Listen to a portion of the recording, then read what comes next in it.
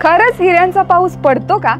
खरं तर हा प्रश्न आपल्या कल्पनेच्या पलीकडे आहे। पण खरंच हा पाऊस पडतो का आणि हिऱ्यांचा पाऊस आणि गॅस दानव ग्रहांचा नक्की विषय काय असतो हेच आपण जाणून घेऊया आजच्या विषय काय या भागात।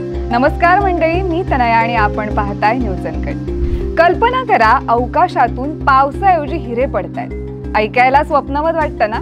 पण ही कल्पना विज्ञानात खरी आहे। होय, सायन्स रिसर्च मध्ये असं दिसून आलंय की गुरु आणि शनी यांच्यासारख्या गॅस दानव ग्रहांवर हिऱ्यांचा पाऊस पडतो। आता गॅस दानव ग्रह म्हणजे काय? तर गॅस दानव ग्रह म्हणजे मोठे वायूने भरलेले ग्रह, ज्यात मुख्यत्वे हायड्रोजन आणि हेलियम वायू असतात। हे ग्रह त्यांच्या मोठ्या आकारामुळे आणि जड वायू वातावरणाने ओळखले जातात। आपल्या सौर मंडळात गुरु, शनी, युरेनस आणि नेपच्यून हे गॅस दानव ग्रह म्हणून ओळखले जातात। गॅस दानव ग्रह या नावाने ओळखले जाणारे ग्रह त्यांचा मोठा आकार आणि वायू वातावरणासोबतच त्यांच्यातील मूलभूत रचना आणि वायू घटकांमुळे वेगळे आहेत। गुरु आणि शनी हे अनेक पटीने मोठे प्रचंड गॅस दानव ग्रह आहेत। त्यांचं वातावरण कार्बन डायऑक्साईड, हेलियम, मिथेन आणि इतर वायूंना भरलेलं असतं। मुख्य गोष्ट म्हणजे मिथेन। मिथेन या वायुमंडळात विजांचे जोरदार स्फोट होतात, थोडक्यात विजा चमकतात आणि या विजामुळेच मिथेन विघटित होतो।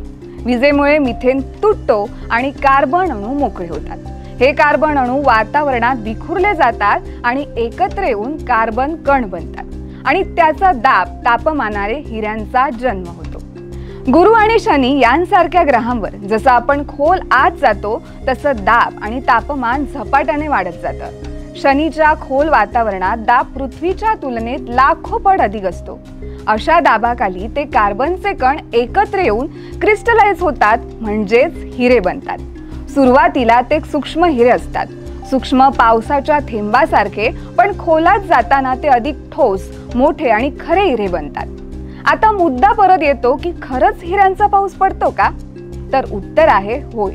संशोधन सांगतं की हे हिरे हवेत तरंगतात, जणू पावसाच्या थेंबासारखे खाली येतात आणि काही खोल थरात ते द्रवात विरघळून जातात। 2013 साली युनिव्हर्सिटी ऑफ विस्कॉन्सिन आणि नासाच्या वैज्ञानिकांनी केलेल्या अभ्यासानुसार शनी आणि गुरु ग्रहांवर दरवर्षी 1000 टनांहून अधिक हिरे तयार होतात। मात्र एक अडचण आहे, ती म्हणजेच हे हिरे ग्रहाच्या इतक्या खोल वायुमंडळात तयार होतात की ते काढणं, मिळवणं किंवा बघणं सध्या अशक्य आहे। शनी आणि गुरु ग्रहांप्रमाणेच इतर गॅस दानव ग्रहांसारख्या इतर ग्रहांवर म्हणजेच नेपच्यून आणि युरेनस यांच्यावर देखील हेच नियम लागू होतात। युरेनस आणि नेपच्यूनच्या आईस जायंट स्वरूपामुळे तिथेही कार्बन कंपाऊंड्स पासून हिऱ्यांचे मोठाले थर तयार होण्याची शक्यता आहे।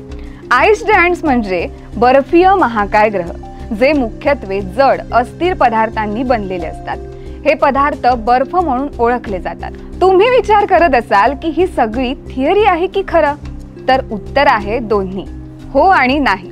प्रयोगशाळांमध्ये ही प्रोसेस उच्च दाबात कृत्रिमरित्या सिद्ध करण्यात आली आहे। हेच प्रचंड दाब आणि उष्णता जर गुरु शनीवर असतील तर ही प्रक्रिया तिथे नैसर्गिकरित्या घडू शकते। तर अशा प्रकारे आपल्या ब्रह्मांडात काही ग्रहांवर खरंच हिऱ्यांचा पाऊस पडतो।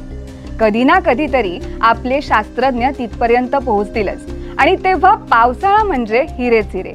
तर अशाच नवनवीन रहस्यमय गोष्टींमागचा नक्की विषय काय हे जाणून घेण्यासाठी आत्ताच न्यूज अनकटला सबस्क्राईब करा।